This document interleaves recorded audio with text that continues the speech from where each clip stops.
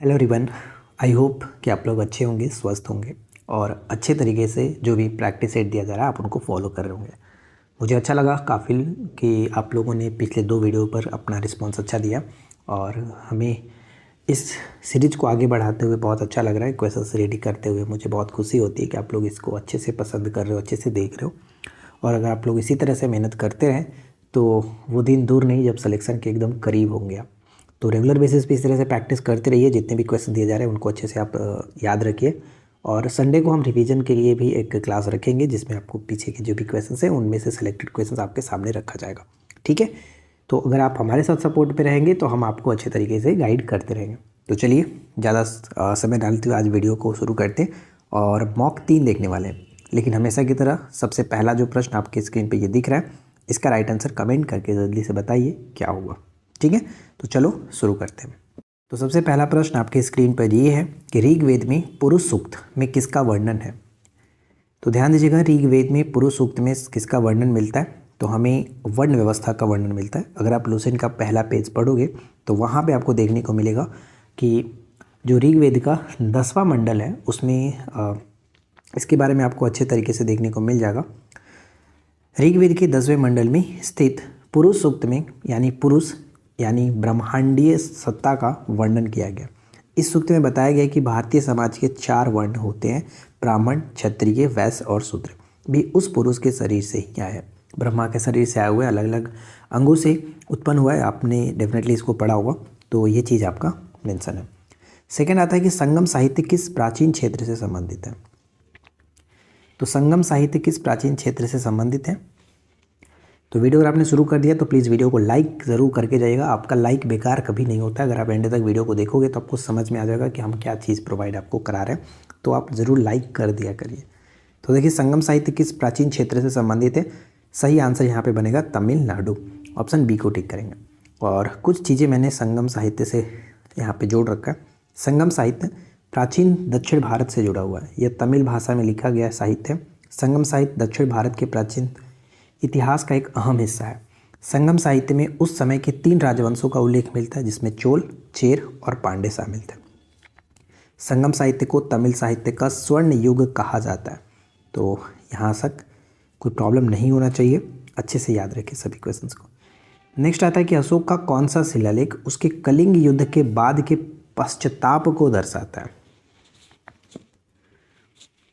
तो right answer क्या बनेगा। Correct answer option B, Dhauli और जौगढ़ शिलालेख जो है, धौली और जौगढ़ शिलालेख में कलिंग युद्ध के बाद जो पश्चाताप करते हैं वो दर्शाता है। क्वेश्चन नंबर 4, कथन दिया गया कि सिंधु घाटी सभ्यता एक नगरीय सभ्यता थी और कारण यहाँ पे दिया गया कि सिंधु घाटी के लोग संगठित नगर योजना और जल निकासी प्रणाली का उपयोग करते थे। अब आपको इन दोनों के बेस पे बताना है कि सही आंसर क्या बनेगा। तो ध्यान दीजिएगा, यहाँ पे कथन तो सही है कि सिंधु घाटी सभ्यता एक नगरीय सभ्यता थी। और अगर इसका कारण देखें, सिंधु घाटी के लोग संगठित नगर योजना और जल निकासी प्रणाली का प्रयोग करते थे, तो कारण भी सही है। तो कह सकते हैं कि दोनों कथन सही है और कारण कथन का सही व्याख्या भी करता है। तो कुल मिलाकर ऑप्शन ए यहाँ पे करेक्ट बन जाएगा। सिंधु सभ्यता विश्व की प्राचीनतम नगरीय सभ्यताओं में से एक है। यहाँ के शहरों में व्यवस्थित जल निकासी, पक्के मकान, ग्रिड पद्धति से सड़कों का निर्माण किया गया। इसे नगरीय सभ्यता सिद्ध करता है। ठीक है, चलो नेक्स्ट आता है कि सप्त सिंधु शब्द का उल्लेख किस ग्रंथ में मिलता है। सप्त सिंधु शब्द का उल्लेख किस ग्रंथ में मिलता है।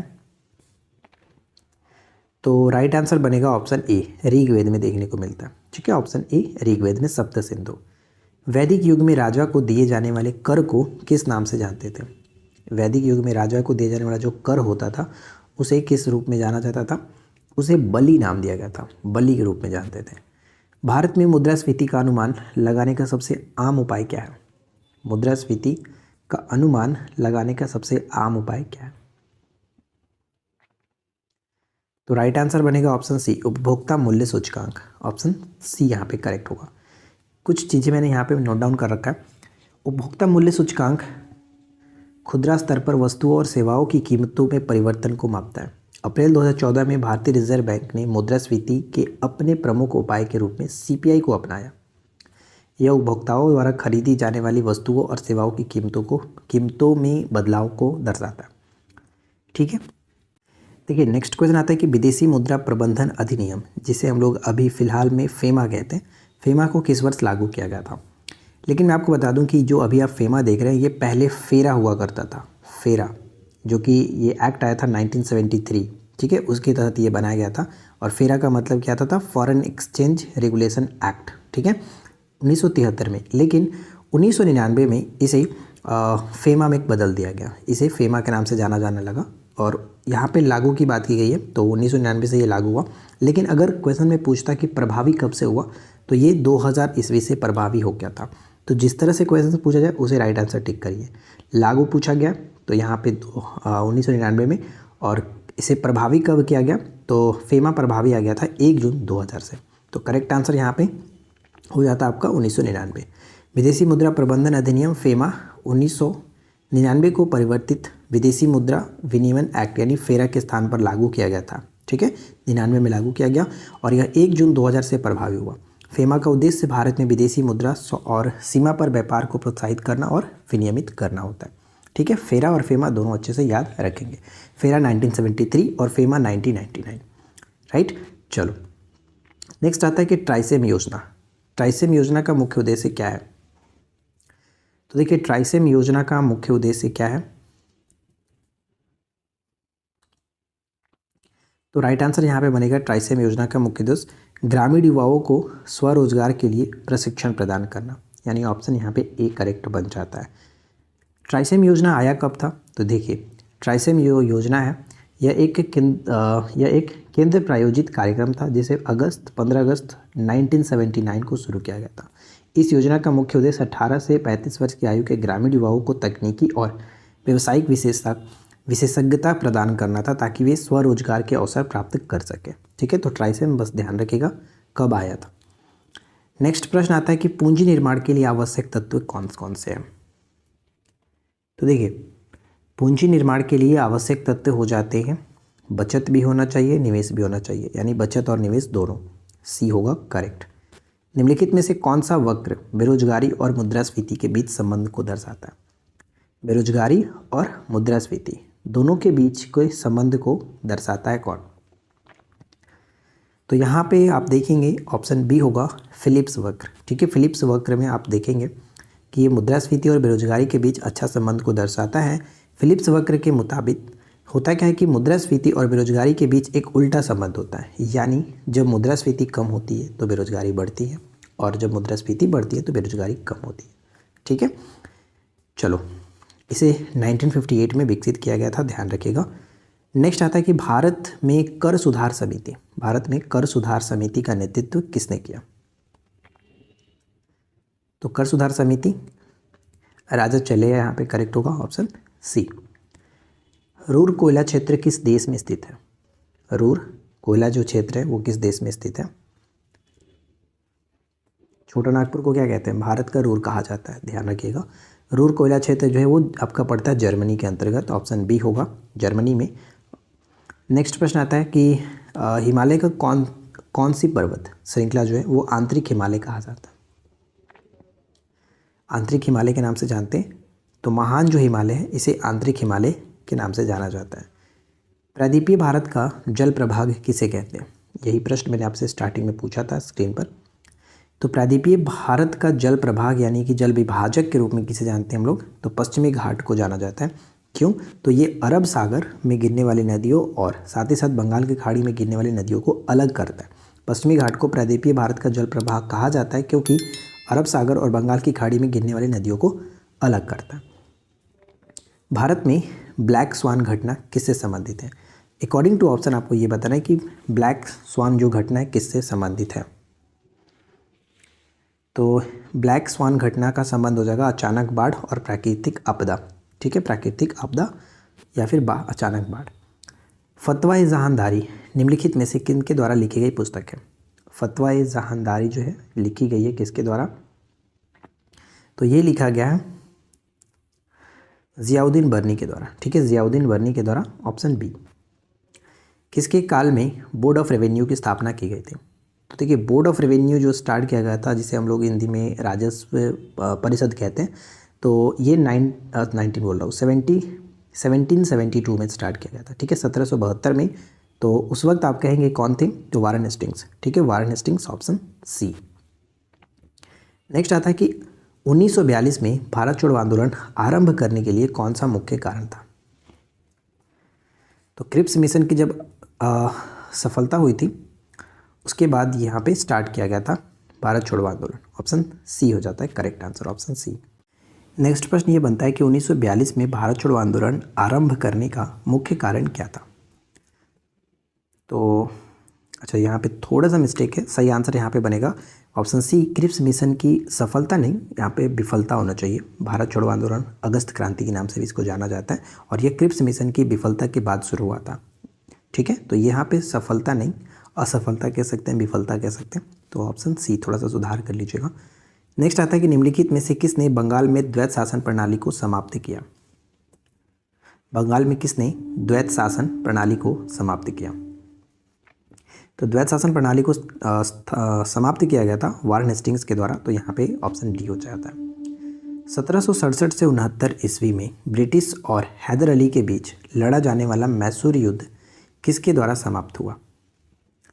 तो देखिए यहाँ पे 1767 से 69 के बीच की जब बात की जा रही है और ये मैसूर युद्ध किया जा रहा है, तो आपको पता है कि इतिहास में 3 मैसूर युद्ध लड़े गए थे। तो ये पहला मैसूर युद्ध का बात किया जा रहा है, और पहला मैसूर युद्ध का समापन जो हुआ था वो संधि था मद्रास की संधि के द्वारा, दूसरा मंगलौर की संधि, और तीसरा जो होता है वो श्रीरंगपट्टनम की संधि के द्वारा होता है। तो ये चीज़ याद रखिएगा, ऑप्शन बी होगा।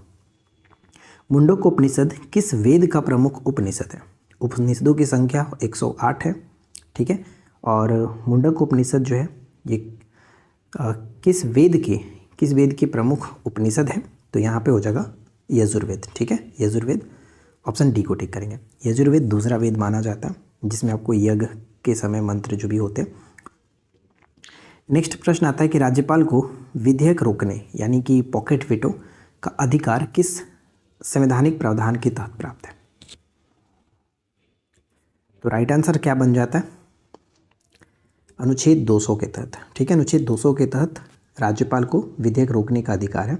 आप यहाँ पे पढ़ पाएंगे कि भारतीय संविधान का अनुच्छेद 200 राज्य विधायिका द्वारा पारित विधेयकों को दी गई सहमति के संबंध में राज्यपाल की शक्तियों और राज्यपाल के अन्य शक्तियों जैसे राष्ट्रपति के विचार के लिए विधेयक को आरक्षित करने की जो शक्ति है वो दिया जाता है। और 201 में विचार के लिए आरक्षित विधेयक से संबंधित होता है। 108 और 112 तो आपको पता ही है, 108 में संयुक्त अधिवेशन होता है, 112 में बजट के बारे में बात की गई है।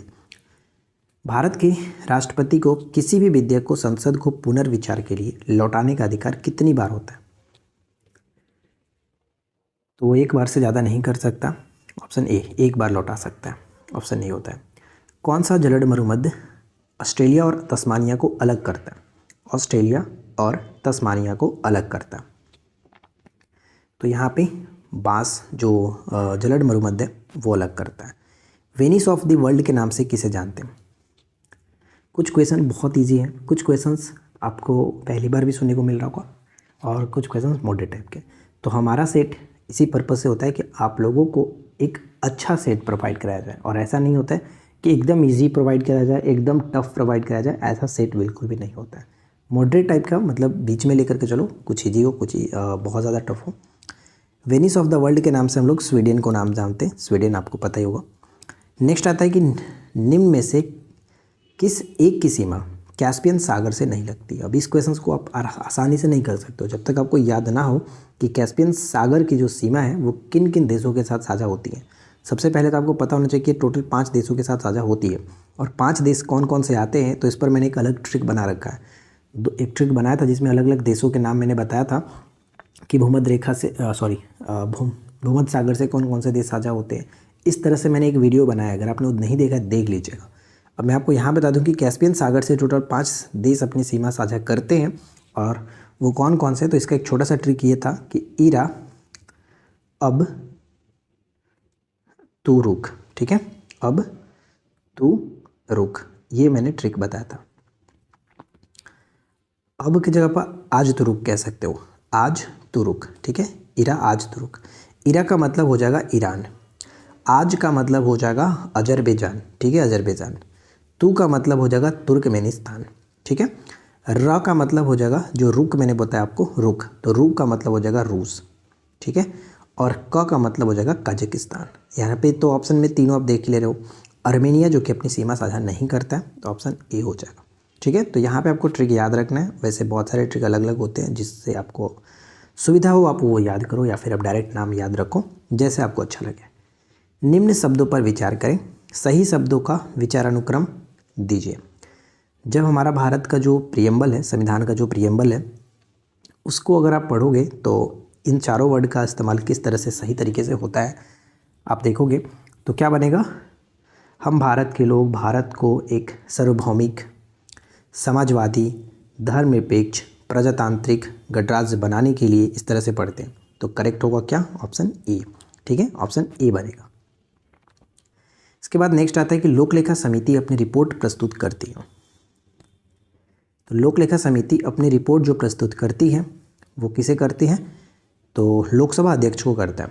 तो डी यहाँ पे करेक्ट होगा, इनमें से कोई नहीं, लोकसभा अध्यक्ष को करता है। चलो यहाँ पे हम पढ़ लेते हैं। लोक लेखा समिति अपनी रिपोर्ट लोकसभा अध्यक्ष को सौंपती है। लोक लेखा समिति संसद की एक अस्थायी समिति है और ये वित्त समिति भी है। यह समिति नियंत्रक एवं महालेखा परीक्षक की ऑडिट रिपोर्ट की जांच करती है। यह समिति सरकारी खर्च के प्रहरी के रूप में भी जानी जाती है, ठीक है। कई बार ये क्वेश्चन डायरेक्ट पूछा जाता है कि कौन सी समिति सरकारी खर्च के प्रहरी के रूप में जानी जाती है, तो लोक लेखा समिति। इस समिति में टोटल 22 सदस्य होते हैं। इसमें 15 सदस्य लोकसभा से और 7 सदस्य राज्यसभा से होते हैं। इस समिति के अध्यक्ष की नियुक्ति लोकसभा अध्यक्ष करते हैं, ठीक है। तो ये कुछ पॉइंट्स हैं जो कि लोक लेखा समिति से पूछे जाते हैं। भारत में निम्नलिखित में से कौन सा क्षेत्र जैव विविधता का तप्त स्थल माना जाता है। जैव विविधता का तप्त स्थल का मतलब ये हुआ कि बायोडाइवर्सिटी हॉटस्पॉट, और भारत में टोटल 4 ऐसे स्पॉट माने जाते हैं। तो अकॉर्डिंग टू ऑप्शन आप कहेंगे कि पश्चिमी घाट इसके अंतर्गत आता है, तो ऑप्शन बी होगा। और यहाँ पे आप देख पाएंगे कि जैव विविधता के तप्त स्थल यानी कि बायोडाइवर्सिटी स्पॉट वे क्षेत्र होते हैं जहाँ बहुत ज़्यादा जैव विविधता होती है। इन क्षेत्रों में दुनिया की वनस्पति की 50% स्थानबद्ध प्रजातियाँ पाई जाती हैं। भारत में जैव विविधता के तप्त स्थल ये हैं, एक तो पूर्वी हिमालय, दूसरा पश्चिमी घाट, तीसरा इंडो वर्मा क्षेत्र और चौथा सुंडालैंड। यानी टोटल भारत में 4 आप देखने को मिलता है। A nation in the making नामक पुस्तक किसने लिखी है। A nation in the making नामक पुस्तक किसने लिखी है। इस पुस्तक को लिखा गया है सुरेंद्र नाथ बनर्जी के द्वारा। किसके द्वारा, Surendra Nath Banerjee, option C. Indian association द्वारा कलकत्ता में आयोजित अखिल भारतीय राष्ट्रीय सम्मेलन कब हुआ। इंडियन एसोसिएशन द्वारा कलकत्ता में आयोजित अखिल भारतीय राष्ट्रीय सम्मेलन कब हुआ। तो यहाँ पे करेक्ट आंसर बनेगा 1883, ऑप्शन सी। मोटर कारों में हेडलाइट की चौंध को हटाने के लिए क्या इस्तेमाल किया जाता है। मोटर कारों में हेडलाइट की चौंध को हटाने के लिए उसमें पोलराइड प्रयुक्त कांच का इस्तेमाल किया जाता है, पोलराइड प्रयुक्त किया जाता है।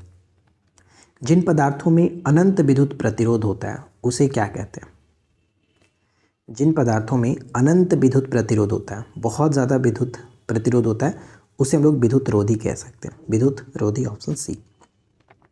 जीवाणु कोशिका में सूत्रकर्णिका की संख्या कितनी होती है, यानी बैक्टीरिया में माइटोकॉन्ड्रिया की संख्या कितनी होती है। सूत्रकर्णिका मतलब माइटोकॉन्ड्रिया, माइटोकॉन्ड्रिया की संख्या 0 होता है, बैक्टीरिया में ये नहीं पाए जाते हैं, ऑप्शन डी। मूलभूत यानी मौलिक अधिकारों का प्रमुख उद्देश्य क्या है। मौलिक अधिकारों का प्रमुख उद्देश्य क्या है। तो मौलिक अधिकारों का प्रमुख उद्देश्य हम कहेंगे कि व्यक्तिगत स्वतंत्रता को सुनिश्चित करना, व्यक्तिगत स्वतंत्रता को सुनिश्चित करना, ऑप्शन बी। मीठे पानी का कल्पसर परियोजना किस राज्य में स्थित है। मीठे पानी की कल्पसर परियोजना जो है ये पड़ता है आपका गुजरात के अंतर्गत, ऑप्शन ए होगा, गुजरात। नेक्स्ट पॉइंट आता है कि संविधान संशोधन करने के विधेयक को वीटो करने की राष्ट्रपति की शक्ति सहमति देनी होगी शब्द से स्थापना करके किस संशोधन द्वारा छीन लिया गया। तो सहमति देनी होगी शब्द से स्थापना करके किस संशोधन द्वारा छीन लिया गया। तो यहाँ पे 44वें संविधान संशोधन के द्वारा ऐसा किया गया था। 44वां संविधान संशोधन कब हुआ था और इसके जुड़ा हुआ 44वां संविधान संशोधन से जुड़ा हुआ एक महत्वपूर्ण चीज़ है जो बार बार पेपर में पूछा जाता है, वो आप कमेंट करके बताना क्या होगा। भारतीय संसद की लोक लेखा समिति के अध्यक्ष कौन मनोनीत करता है? यानी भारतीय संसद की लोक लेखा जो समिति है, ऊपर हमने देखा था इस क्वेश्चन को और इसका सही आंसर भी मैंने आपको ऊपर में बताया था। तो मनोनीत कौन करता है? लोकसभा का अध्यक्ष करता है। ये तो अभी हाल ही में जो बीपीएससी ने काम किया था वही काम हमने भी कर दिया ना। बीपीएससी ने भी तो ऐसा ही क्वेश्चन एक पूछा था 104वां संविधान संशोधन से रिलेटेड, है कि नहीं? चलो, लेकिन मैंने एक्सप्लेनेशन में बताया, मैंने हटके किया है, ठीक है, क्योंकि बीपीएससी ने तो ऑप्शन में ही दिया था और कुछ क्वेश्चन भी पूछ लिया था, उसका आंसर भी वही था और क्वेश्चन पूछा था, लेकिन हमने एक्सप्लेनेशन के साथ बताया, तो मेरा अलग बात है। बिहार के उस क्रांतिकारी का नाम बताइए जिसने सितंबर 1928 में हिंदुस्तान सोशलिस्ट रिपब्लिक आर्मी की बैठक में भाग लिया था। यानी बिहार के उस क्रांतिकारी का नाम बताना। तो वो बिहार के क्रांतिकारी थे फणींद्रनाथ घोष, ठीक है, फणींद्रनाथ घोष, ऑप्शन सी। नेक्स्ट आता है कि कथन दिया गया कि गुप्त काल को भारतीय इतिहास का स्वर्ण युग माना जाता है। बिल्कुल सही है, और इसका कारण दिया गया कि इस समय साहित्य, कला और विज्ञान में बड़ी प्रगति हुई थी। तो कारण भी एक तरह से सही है, इसलिए इसको भारतीय इतिहास का स्वर्ण युग माना जाता है। तो हम कह सकते हैं कि दोनों कथन सही है और कारण कथन का सही व्याख्या भी करता है, तो ऑप्शन ए सही होगा। चलो, इसका एक्सप्लेनेशन भी है कि गुप्त काल में कला, विज्ञान, गणित जो कि आर्यभट्ट और बारहमिहिर, साहित्य जैसे कालिदास और स्थापत्य कला में अद्वितीय प्रगति हुई थी, इस कारण इसे स्वर्ण युग कहा जाता है। तो बिल्कुल सही था। नेक्स्ट आता है कि पृथ्वी पर वायुमंडल की मुख्य परतों को उनके बढ़ते क्रम में व्यवस्थित करें। बढ़ते क्रम का मतलब कि नीचे से ऊपर की ओर आपको सजाना है इन परतों को। तो सबसे पहले हम जानते हैं कि क्षोभ मंडल आता है, फिर समताप मंडल, मध्य मंडल, आयन मंडल और वायुमंडल। तो ए यहाँ पे तो बिल्कुल सही है। और मैंने एक छोटा सा ब्रीफ में यहाँ पे लिखने की कोशिश की है कि पृथ्वी के वायुमंडल में 5 मुख्य परतों में क्या क्या घटनाएं देखने को मिलता है। तो क्षोभ मंडल, जिसे हम लोग ट्रोपोस्फीयर के नाम से जानते हैं, सबसे निचली स्तर है जहाँ मौसम बनता है। मौसम जो संबंधी जो भी घटनाएं होती हैं इसमें ही होती है क्षोभ मंडल में। इसके बाद सेकंड आता है समताप मंडल, जिसे हम लोग स्ट्रेटोस्फीयर के नाम से जानते हैं, इसमें ओजोन परत होती है। मध्य मंडल मेसोस्फीयर, इसमें उल्काओं का जलना इसी मंडल में होता है। कई बार ये क्वेश्चन पूछा जाता है कि उल्का किस मंडल में आकर, पृथ्वी के किस परत में आकर के जलते हैं, तो मध्य मंडल में। आयन मंडल इसके ऊपर होता है, रेडियो तरंगों का परावर्तन इसी मंडल में होता है। और बाह्य मंडल जो कि सबसे ऊपरी परत हो जाती है। पानी के घनत्व, आपको पता है, कई बार क्वेश्चन ये पूछा था कि पानी का घनत्व सबसे ज़्यादा किस टेम्परेचर पर होता है, तो 4 डिग्री सेल्सियस पर सबसे ज़्यादा अधिक होता है। तो अब यहाँ पे कारण मैंने पूछा कि क्यों होता है, ये आपको ये बताना है। पानी का घनत्व 4 डिग्री सेल्सियस पर सबसे ज़्यादा क्यों होता है? तो एक तो कारण ये होता है कि वहाँ पे आयतन सबसे कम होता है, ठीक है। और अगर ऑप्शंस में वो कारण ना दिखे तो फिर आप ये देखो कि हाइड्रोजन बंधन के कारण ऐसा होता है। और ऐसा क्यों, तो यहाँ पे मैंने एक्सप्लेन भी किया हुआ है कि पानी का घनत्व 4 डिग्री सी पर सबसे अधिक होता है क्योंकि हाइड्रोजन बंधन के कारण अणु सबसे अधिक आसपास आ जाते हैं। इसके बाद तापमान बढ़ने पर पानी फैलने लगता है, ठीक है। इसके बाद नेक्स्ट प्रश्न आता है कि डीएनए में कौन से 4 नाइट्रोजन आधार पाए जाते हैं। ये प्रश्न भी बहुत अच्छा है कि डीएनए में कौन से 4 नाइट्रोजन आधार पाए जाते हैं। तो देखिए, डीएनए में 4 प्रकार के जो पाई जाती हैं वो है एडेनिन, गुआनिन, साइटोसिन और थायमिन, ये 4 होते हैं। और आरएनए में क्या होता है, ये जो आप थायामिन देख रहे हो, थायामिन की जगह पर इसमें एक अलग आता है जो कि मैंने यहाँ पे मेंशन किया, यूरासिल। देखिए, डीएनए में 4 प्रकार के नाइट्रोजन आधार होते हैं, एडेनिन, गुआनिन, साइटोसिन और थायमिन, जबकि आरएनए में थायमिन के स्थान पर यूरासिल आ जाता है। तो ये चीज़ ध्यान रखिएगा। ऑप्शन में कभी कभी आपसे यही पूछा जाएगा कि निम्नलिखित में से कौन सा डीएनए का भाग नहीं है। तो ये 3 तो दिया रहेगा, लेकिन चौथा थायमिन की जगह पे यूरासिल दिया रहेगा, ठीक है। तो आपको ये थोड़ा सा ध्यान में रखना है। नेक्स्ट आता है कि मानव शरीर में पाचन क्रिया मुख्य रूप से कौन सा एंजाइम कार्य करता है। मानव शरीर में पाचन क्रिया में मुख्य रूप से कौन सा एंजाइम कार्य करता है, तो वो एंजाइम है आपका पेप्सिन, ठीक है। पेप्सिन यहाँ पे कार्य करता है। पेप्सिन पेट में प्रोटीन को छोटे पेप्टाइड्स में तोड़ने का कार्य करता है। यह अम्लीय पीएच में सक्रिय होता है, ठीक है। अब नेक्स्ट हमारा जो कि करंट अफेयर्स के क्वेश्चन है कि वर्ष 2024 के लिए सर्वश्रेष्ठ कृषि राज्य पुरस्कार किसे प्रदान किया गया। तो ओवरऑल में अगर देखा जाता, राज्य यहाँ पे नहीं पूछा था कि सर्वश्रेष्ठ कृषि पुरस्कार किसको मिला, तो नागालैंड। अगर राज्य लगा दिया गया तो फिर महाराष्ट्र हो जाएगा, ऑप्शन ए। हाल ही में भारत के किस राज्य में पहला 3D प्रिंटेड पोस्ट ऑफिस खोला गया? तो 3D printed post office Karnataka में खोला गया। किसे हाल ही में 2024 का नोबेल पुरस्कार, नोबेल शांति पुरस्कार, ठीक है, नोबेल शांति पुरस्कार दिया गया। नोबेल पुरस्कार पर मैंने एक अलग वीडियो ट्रिक के माध्यम से ये बनाया था, याद कराया है, नोट्स फॉर्मेट में भी और बोर्ड पर भी बताया था, दोनों देख लेना, अच्छे से याद हो जाएगा। तो नोबेल शांति पुरस्कार किसको मिला? तो यहाँ पे हो जाएगा ऑप्शन डी, इनमें से कोई नहीं, क्योंकि ये जापानी संस्था जो है उनको मिला है निहोन हिकडाओ को, हिडाक्यो को। इस साल नोबेल शांति पुरस्कार निहोन हिडाक्यो को दिया गया है, जो कि हिरोशिमा और नागासाकी के परमाणु बम के बाद जो लोग बचे थे उन्होंने इस संगठन को बनाया था और इसलिए इस वर्ष इनको ये पुरस्कार दिया गया। इन्होंने बताया है कि परमाणु जो बम थे उसके इस्तेमाल के बाद क्या क्या नुकसान हुए, फ्यूचर में कभी ऐसा नहीं होना चाहिए, वो सब कुछ इन्होंने बताया, एक्सप्लेन किया, जिस वजह से इस साल का नोबेल शांति पुरस्कार इस संगठन को दिया गया। ठीक है, जापानी संगठन है, ये ध्यान रखिएगा। G20 शिखर सम्मेलन 2024 की मेज़बानी किस देश ने की है? G20 शिखर सम्मेलन की मेज़बानी किस देश ने की है? तो यहाँ पे किया गया ब्राज़ील के द्वारा। ठीक है, Brazil, option A. Next question, जो कि लास्ट क्वेश्चन है, कि ग्लोबल हंगर इंडेक्स 2024 में भारत का रैंक क्या है? तो देखिए, ग्लोबल हंगर इंडेक्स 2024 में भारत की जो स्थिति रही वो 105वें स्थान पर आया। सबसे पहले तो आप नीचे कमेंट करके बताइए कि आपने 50 में से कितना स्कोर किया, वीडियो कैसा लगा, क्वेश्चन कैसे लगे, सब कुछ जो आप बताना चाहते हो, जो आप बोल सकते हो, आप नीचे ज़रूर कमेंट करके बताइएगा, ताकि मुझे आप लोगों का एक पॉजिटिव नेगेटिव जो भी रिस्पॉन्स हो वो मिल सके।